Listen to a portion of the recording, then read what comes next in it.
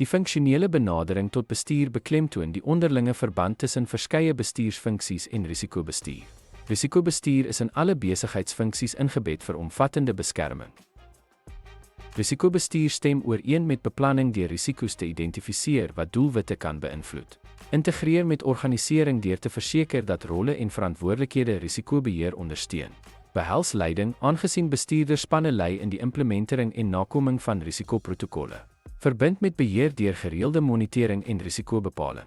Elke funksionele area, van tot finansies, speel 'n rol in die identifisering van relevante risiko's. Vestig 'n samehangende benadering, aangesien risikobestuursverantwoordelikhede tussen departemente gedeel word. Risikobestuur is verweef met elke funksie in bestuur, wat proaktiewe identifisering en versagting van risiko's ondersteun. Hierdie kruisfunksionele skakel verseker 'n verenigde en effektiewe benadering tot die bestuur van organisatoriese risiko.